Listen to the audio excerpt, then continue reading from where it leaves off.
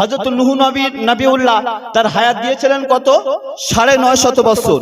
হযরত নূহ নবিউল্লাহ 950 বছর ইসলামের দাওয়াত দিতে যে যখন 900 বছর অতিবাহিত হয়ে গেল, নিজে নিজে ভাবলো আমার কথা দিন ইসলামের কথা কেউ তো শুনলো না, দ্বীনের দাওয়াত তো কেউ কবুল করলো না। এই কালে যখন এই জামানার মানুষ যখন ইসলাম কবুল করলো না, আগামী জামানা যে আসবে ওই জামানার মানুষ হয়তো আমার ইসলাম কবুল করবে। আশা ছাড়ে নাই, আল্লাহর উপরে ভরসা করে আল্লাহ কথা দিয়েছে, ওহে বান্দা তোমরা ছেড়ো না, তোমাদের প্রতি যদি কষ্ট হয়, পরিশ্রম হয়ে যায়, খবরদার তোমরা নামাজ ছেড়ে দিও না, আমার থেকে তোমরা দূরে সরে যেও না, এর প্রতিফল আমি আল্লাহ নিঃসন্দেহে দেব। হযরত নূহ নবিউল্লাহ এই মনে করে দ্বীনের দাওয়াত দিয়ে যায়। পরের জামানা আস্তে আস্তে একজন বাবা তার ছোট্ট বেটাকে হাত ধরিয়ে রাস্তা দিয়ে নিয়ে যায়। ছোট্ট বেটা বলছে, আব্বা নূহুর নাম শুনেছি, ইসলামের দাওয়াত দিয়ে থাকে, সকাল হলে সে উঁচু পর্বতের উপরে দাঁড়িয়ে বলে এক আল্লাহ ছাড়া কোনো মাবুদ নাই, ইলাহ নাই, কোনো শরীক নাই, আমি তার সত্য পয়গম্বর বানাবে, আমার প্রতি বিশ্বাস করে আল্লাহর প্রতি ঈমান এনে তোমরা আমার সাথে কণ্ঠ মিলাই একবার জনমের মতো পড়ে নাও লা ইলাহা ইল্লাল্লাহু নূহ নবিউল্লাহ। এই দিনে দাওয়াত দিলে ওই ছোট্ট বেটার কানে কর্ণপাত হয়ে রেকর্ড হয়ে আসে। আব্বাজানকে বলছে, আব্বা এই যে লোকটা যাচ্ছে এর নাম কি? বলছে এর নাম হলো নূহ। আব্বা আপনি আমার হাতটা ছেড়ে দেন। বাচ্চার হাত যখন ছেড়ে দিয়েছে, ছোট্ট বাচ্চা জ্ঞান বুদ্ধি বিবেক হয় না, সঙ্গে সঙ্গে একটা পাথর নিয়ে হযরত নূহ নবিউল্লাহর কপালে মেরে দিল। নূহ নবীর এমন করে মনটা খান খান হয়ে গেল। আল্লাহ ভেবেছি এই জামানার মানুষ ইসলাম কবুল করবে, কিন্তু ছোট্ট বেটা আমার কপালে এমন করে পাথরের আঘাত করেছে। আল্লাহ আমি আপনার পয়গম্বর নবী, আপনার কাছে দোয়া করে নূহ নবী যখন কপালে হাত দিয়ে যখন টাটকা তাজা রক্ত হাতে চলে আসলো, রক্ত অবস্থায় আল্লাহর কাছে বলল, আল্লাহ দাওয়াত দেওয়ার কারণে ছোট্ট বেটাও পর্যন্ত আমার প্রতি আঘাত করেছে, অতএব আমি নবী হয়ে দোয়া করে আপনি এদেরকে ধ্বংস করে দেন। নবী দোয়া করার সাথে সাথে আল্লাহ রাব্বুল আলামিন কবুল করলো। নূহকে কান থেকে এমন করে 900 বছরের পূর্বে একটা গাছের ডাল দিয়েছিল, ওরে নূহ তুই গাছটা লাগিয়ে দে, গাছটা অনেক পরে তোর কাজে লাগবে। ওই সময় আল্লাহ রাব্বুল আলামিন নূহকে বলল, নূহ গাছটা কেটে ফেলো, ওই বড় একখানা কিস্তি বা নৌকা বানিয়ে ফেলো। হযরত নূহ নবিউল্লাহ বলল, আল্লাহ এই গাছটা কাটতে গেলে তো সমুদ্র পার হতে হবে, আর ওই সমুদ্র পার হওয়ার মতো সক্ষমতা আমার নাই। আল্লাহ রাব্বুল আলামিন বলল, নূহ তাহলে তুই এমন করে সমুদ্রের তীরে চলে যা, ওইখানে একজন মানুষ রয়েছে যার নাম হলো উস, ওই উস নামক ব্যক্তি, ওর সহযোগিতা নিয়ে ওই গাছটা তুই কেটে নিয়ে আয়। হযরত নূহ নবী তালাশ করতে করতে মানুষটাকে পেয়ে গেল। যখন উসকে বলা হলো আপনি গাছটা একটু কাটার ব্যবস্থা করুন, উস বলল আমি কাটতে পারি, কিন্তু দুইটা শর্ত রয়েছে। শর্ত হলো, 1 নাম্বার, যদি আপনি আমাকে এমন করে পেট ভরে যদি খেতে দিতে পারেন, কারণ জীবনে আমি কোনোদিন এমন করে সুস্থ হালাতে পেট ভরে কোনোদিন খানা পাই না, যদি একটু খানা পরিপূর্ণ খেতে দিতে পারেন তাহলে আমি রাজি হব। 2 নম্বর, সমুদ্রে পাড়ি দেব, ওই সমুদ্রের পানি আমার হাঁটু সমানও না, আমি সুস্থ শরীর সুন্দর করে আমি গোসল করতে পারি না, সুস্থ শরীর সুন্দর করে যদি গোসল করার ব্যবস্থা করে দাও, আমি তোমার কথায় রাজি হয়ে যাব। ওই সময় নূহ নবিউল্লাহ রাজি হয়ে গেল।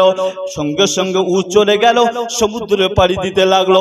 গাছটা এমন করে টেনে হেসড়ে এমন করে উপর করলো, নূহ নবী আদম নবী, নুহু নবী কাছে ওই গাছটা যখন নিয়ে আসলো, ওই ব্যক্তি এমন করে উস বলল, হে নুহু নবী, তাহলে এবার আমার পেট ভরে খেতে দাও, তার আগে আমি একটু গোসল করে আসি। ওই উস এমন করে সমুদ্রে চলে গেল। এমন সময় হাঁটু সমান পানি হলো, উস চুপটি করে দাঁড়িয়ে রয়েছে। হযরত নুহু নবী বলল, আল্লাহ, উস তো চুপটি করে দাঁড়িয়ে আছে, কথা দেখুন দিয়েছি, আপনি আমাকে অনুগ্রহ করুন। আল্লাহ রাব্বুল আলামিন বলল, নুহু, তুই দাপিয়ে যাবার কথা বল। নুহু নবীর সঙ্গে সঙ্গে ওই কথা বলল সমুদ্র। আল্লাহ রাব্বুল আলামিনের হুকুমে আমার কথা মেনে নে। সঙ্গে সঙ্গে উস আস্তে আস্তে নিম্নগামী হতে লাগলো। গোটা তো সুন্দর করে গোসল করতে লাগলো। গোসল করে এবার খানা খাবে বলে চুপটি করে বসে রয়েছে। হযরত নূহ নবী একটা এমন করে প্লেটে করে 3খানা রুটি নিয়ে আসলো। উস হেসে হেসে বলে, আমার সঙ্গে কি মিথ্যা কথা বলেছো? আমার সঙ্গে ধোঁকা দিয়েছো।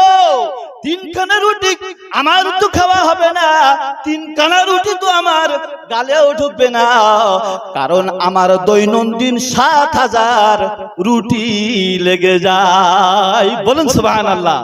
কত পিস বললাম? 7000। আর তুমি 3খানা রুটি নিয়ে আসছো, তো পাকামো হচ্ছে এটা। হ্যাঁ, হযরত নূহ নবী বলল, এ উস তুমি খাওয়া শুরু করো। খাওয়া শুরু হয়ে গেল। দেখা গেল একখানা খাওয়ার পরে যখন আরেকটা রুটির হাফ খেয়ে ফেললো, ওই সময় উস বলল, নূহ নবী, আমার পেট ভরে গেছে, আমি আর খেতে পারি না। আল্লাহ রাব্বুল আলামিনের কাছে নূহ দোয়া করল, আল্লাহ, আমি আপনাকে স্মরণ করেছি, আমার ইজ্জত সম্মান আপনি বাঁচিয়েছেন, অতএব আপনার কাছে শুকরিয়া আদায় করে কিস্তি বানানো হয়ে গেল। আল্লাহ রাব্বুল আলামিন নূহকে বলল, নূহ, এই কিস্তি বানানোর পরে যারা ইসলাম কবুল করেছে তাদেরকে তুলে নেবে। হযরত নূহ নবীউল্লাহ যখন শুকনো টাকায় কিস্তি বানালো, ঠাট্টা বিদ্রুপ করতে লাগলো। এরা ভাবলো, এ নূহ, নৌকাটা তুমি কি করবে? বলল, এই নৌকাটা আমি এমন করে পেলাবন হবে, মহা পেলাবন, দুনিয়ার মানুষকে ধ্বংস করে দেবে। এই কিস্তিতে যারা আমার ইসলাম কবুল করবে, দ্বীনের দাওয়াত কবুল করবে, তাদের জন্য এই নৌকার সুব্যবস্থা। এই শয়তানের দলেরা ভাবলো নূহকে একা বাঁচবে, এটা তো হতে পারে না, ওর নৌকা আউট করা লাগবে, ওর নৌকা এমন করে ভেঙে চুরমার করে দেওয়া লাগবে। যদি চুরমার করে দেওয়া হয়, তাহলে ও আর নৌকা উঠতে পারবে না, আমরা আর জীবনে কোনোদিন মরবো না, কারণ নবী যদি না মারে আমরাও সহজে মারব না। তারা কেমন করে পরিপ্রেক্ষিতে আলোচনা করে বলল, কি করা যায়? শয়তান একজন দরবেশ সেজে, সুন্দর করে বীরত্ব সেজে ওই শয়তানদের কেমন করে এই কথা বলে, তোরা নূহ নবীর কিস্তি ভাঙবি না, এমন করে আউট করবি না, ওই কিস্তিটা তোরা এমন করে পায়খানা করে ভরপুর করে দেবে। এর চাইতে আর উৎকৃষ্ট কিছু না। তারা পায়খানা করা শুরু করলো, সিঁড়ি লাগানো হলো, পায়খানা করতে করতে করতে করতে এমন করে ভরপুর হয়ে গেল। কিস্তিটার দৈর্ঘ্য হলো এমন করে 1200 হাত লম্বা, এমন করে গভীর হলো 400 হাত গভীর। এত বড় কিস্তি এমন করে ভরপুর যখন হয়ে গেল, আল্লাহর কাছে নূহ দোয়া করে, আল্লাহ, কিস্তিটা এমন করে পায়খানা করে ভরপুর করে দেওয়ার ব্যবস্থা কি হবে? আমার আল্লাহ রাব্বুল আলামিন বলে, এ নূহ, অসুবিধা নাই, এর সুব্যবস্থা, বন্ধ ব্যবস্থা আমি করে দেব। এর ব্যবস্থা কি আমি করে দেব, কারণ তুমি তো আমাকে স্মরণ করেছো। আমাকে স্মরণ করার কারণে এর দায়িত্ব কে নিলাম? আমি আল্লাহ নিয়েছি। চিল্লাই কোন সুবহানাল্লাহ। দায়িত্ব কে নিয়েছে? কোন মানুষ নিয়েছে?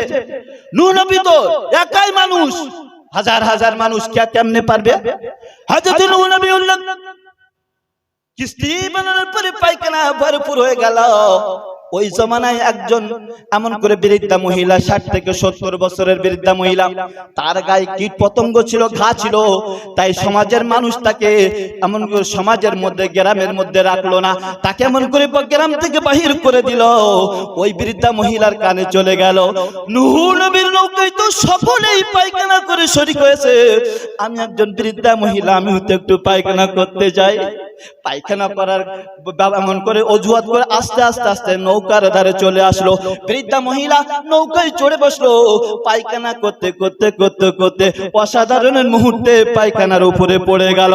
এমন করে ওই বৃদ্ধ মহিলার উঠতে পারে না, অনেক কষ্ট পরিশ্রম করে কিস্তি থেকে চলেও এমন করে উঠে গেল। বাইরে যখন চলে আসলো, মহিলা ভাবলো আমার তো এমন করে কুষ্ঠ রোগের কারণে গ্রাম থেকে তাড়িয়েছে, আর এখন যদি আমার এই পায়খানা অবস্থায় আমার বডি দেখে, এরা আমার আর বাঁচতে দেবে না। ওই বৃদ্ধ মহিলা এবার এমন দৌড়ানো শুরু করলো। ওরা বলে কে দৌড়াচ্ছিস? মহিলা বলল আমাকে তোমরা চেনো নাকি? বলছে না, তুমি তো চিনতে পারছি না। তোমার বয়স কত? বললো আমার বয়স আমার 65 থেকে 70 বছর বয়স। না, তোমার বয়স তো 16 থেকে 18 বা 20 হতেই পারে। এটাই তাই নাকি? আমার এরকম লাগছে। বলছে তুমি তো অতি সুন্দর। তো বলছে কি করে হলো? তুমি বলছো সেই যে বৃদ্ধ মহিলা কুষ্ঠরোগ, তুমি তো কুষ্ঠরোগ তোমার গায়ে নেই, তো কি হলো? বললো তাহলে নুহু যেমন মেটাসিন করে রেখেছে নৌকার ভিতরে, ওই মেটাসিন পায়খানা যখন আমার গায়ে লেগে গেছে, আমার ভিতরে উপরে যুবকে এমন করে যুবতী পরিণত হয়ে গেল, সমস্ত কুষ্ঠরোগ ভালো হয়ে গেল। সেই সময় তৎকালীন জমানার মানুষরা ভাবলে এই বৃদ্ধার যখন এমন করে সুন্দর করে সাজতে লাগলো, চলো আমরাও গিয়ে একটু লাগাতে থাকি। সবাই এমন করে চক্ষু লাগায়, যারা চোখে দেখতে পায় না চোখে দেখতে পায়, যাদের এমন করে রোগগ্রস্ত, রোগ ভালো হয়ে যায়। আস্তে আস্তে নিতে নিতে নিতে নিতে নিতে আর পায়খানা নাই, লাস্ট পর্যন্ত চাটতে থাকে। নূহ নবী পরে কোন চলে আসলো, তোমরা কেন কিস্তিরে কেন ভিড় জমাও কেন, কিসের জন্য? বলছে ভিড় জমায় অমনি, শোনো না, এই নৌকার ভিতরে মেটাসিন করে রেখেছে, যদি কোনো রোগ হয় এই মেটাসিন মাখলেই তার শেষ হয়ে যাবে, এমন করে সেরে যাবে। এই জন্য মেটাসিন নিতে এসেছি। এরে নূহ, তোর ভাগ্যে নাই এই মেটাসিন নেওয়া। কাকে বলছে? নূহকে বলছে তোর ভাগ্যে নাই এই মেটাসিন নেওয়া, সব ভাগ হয়ে গেছে। নূহ নবী বলল আমার প্রয়োজন নাই, তোদের প্রয়োজন, তোরা এমন করে প্রয়োজন মিটায়া ফেল। হযরত নূহ নবী আলাইহিস সালাতু ওয়াস সালাম ওই সময় কাফের বেঈমানদেরকে বলল, এ বেঈমানের দলেরা, আল্লাহ রাব্বুল আলামিন এবার তোদের মহাপেলামন দিয়ে ধ্বংস করে দেবে। তার নিজের ছেলে, তার নিজের স্ত্রী, তারা নূহ নবীর বিরোধিতা করলো। তার নিজের সন্তান বলল আব্বাজান আমাকে মারতে পারবে না, কারণ হলো আমার এই পিছনের হাড়টা হলো, এই পিঠটা হাড়টা হলো 80 হাত লম্বা। এই পিঠের হাড়টা হলো কত বললাম? 80 হাত লম্বা। আর এই 80 হাত লম্বা উপেক্ষা কোনোদিন পানি উঠবে না। সন্তানের কথা শোনা মাত্রই নূহ নবী বলল, ওরে সন্তান বাঁচতে পারবে না, আল্লাহর মার দুনিয়ার বাইরে পারবে না কোনোদিন। তারা কি করলো? পাহাড়ের ভিতরে চলে গেল। পাহাড় সুন্দর করে রেখে দিয়ে যেখানে ফাটা ফুটো ছিল এটে দিয়েছে, বলল দুনিয়ার পানি এখানে ঢুকতে পারবে না। আমার আল্লাহ বলছে নূহ, চিন্তার কোনো কারণ নাই, এর বন্ধ ব্যবস্থা আমি আল্লাহ করে রেখেছি। তারা যখন চতুর্দিকে আটকাই দিল, তাদের পেশাব লাগে, তারা ঐক্যবদ্ধভাবে পেশাব করতে করতে করতে গুহাটাও ভরপুর হয়ে যায়। আল্লাহ বলছে ওই পানিতে ডুবিয়ে ওদেরকে আমি মারবো না, ওদের পেশাবের মধ্যে থেকে আমি ওদেরকে মেরে ফেলবো। আল্লাহ রাব্বুল আলামিন তাদেরকেও ধ্বংস করে দিলেন। এই সময় হযরত নূহ নবী আলাইহিস সালাতু ওয়াস সালাম দ্বীনের দাওয়াত দিয়ে পেলাবনে বসলেন। সর্বশেষ সমাপ্ত এমন করে তার নৌকা বেঁধে গেল। কিন্তু একজন মহিলা দ্বীনের দাওয়াত দিয়েছিল, তার কথা মনে নাই। নূহ নবী বড় আক্ষেপ করে আল্লাহর কাছে বলল, আল্লাহ, একজন মহিলা দ্বীন ধর্ম কায়েম করেছিল, তার কথা তো আমার স্মরণ নাই, এর বিচার কি করবেন আপনি তো ভালো জানেন, আমি জানি না আমি অন্যায় অপরাধ করেছি। নূহ নবীউল্লাহ যখন ওই মহিলার কাছে চলে গেল, মহিলার সঙ্গে সঙ্গে সাক্ষাৎ হয়ে গেল। নূহ নবীকে ডাক দিয়ে বলে, ও রে বেটা নূহ, তাহলে এখনই কে পেলাবন হবে, আমি এবার গুছিয়ে নেই। বলুন সুবহানাল্লাহ। কি বললো? মনে হয় এবার পেলাবন হবে, আমি তাহলে গুছিয়ে নেই, নৌকায় উঠবো। তো হযরত নূহ নবীউল্লাহ আল্লাহু আকবার বলে আল্লাহ মহাপেলাবন হয়ে গেল। দুনিয়ার মানুষ সব ধ্বংস হয়ে গেল। অতএব এই বৃদ্ধা মহিলা তো জানতে পারলো না। আমার আল্লাহ বলে, ও নূহ, তাহলে তুমি বুঝতে পেরেছো ওই মহিলা আমাকে স্মরণ করেছিল, আমাকে ভালোবেসেছিল। সেই যখন আমাকে ভালোবেসে ভালোবেসে আমি কেমন করে তাকে আমি মেরে ফেলবো, এটা তো হতে পারে না। এমন করে সব শেষ হয়ে গেল। নূহ নবীকে বলা হলো, নূহ এবার তুমি পাতিলা বানাও, কিছু পাত্র বানাও। হযরত নূহ নবী কয়েক বছর কষ্ট পরিশ্রম করে কিছুটা পাত্র বানায়া সুন্দর করে শুকিয়ে নিল। আল্লাহ রাব্বুল আলামিন বলল, নূহ এবার পাত্রগুলোকে ভেঙে ফেলো। নূহ নবী বলল, আল্লাহ জীবনের সমস্ত কষ্ট পরিশ্রম দিয়ে এই পাত্রগুলো বানিয়েছি, এখন এই পাত্রগুলো ভাঙতে জন্য আমার একটা কেরাম হয়, আমার অন্তরটা ফেটে যায়। আমার অন্তর দিয়ে আমি বিবেচনা করছি, নিজে তৈরি করেছি, আমি এখন ভাঙতে পারবো না। আমার আল্লাহ বলছে, ওয়ে নূহ, সে তো একটা মাটির তৈরি কিছু পাতিলা বা পাত্র, তোমার যদি এত কষ্ট হয় ভাঙতে, তাহলে যে বান্দাকে আমি সৃষ্টি করেছি আমি আল্লাহ, সেই বান্দাকে কেমন করে মেরে ফেলবো? বলুন সুবহানাল্লাহ। আমি কেমন করে মারবো? মারার কোনো প্রয়োজন নাই। অতএব স্মরণ করবেন কাকে? আল্লাহ, কোন মানুষের নয়। কোন মানুষকে স্মরণ করা মানে তাকে আর্থিক সাহায্য সহায়তা যেদিক দিয়ে হোক না কেন, মানুষের উপরে যদি আপনি আস্থা রাখেন, এটা হলো ভুল। আস্থা রাখবেন সেই আল্লাহ, ওসিলা মাত্র দুনিয়া। আল্লাহ রাব্বুল আলামিন আমাদের সবাইকে শোনাও বেশি বেশি আমল করার তৌফিক দান করুন। সকলেই বলুন আল্লাহুম্মা আমিন।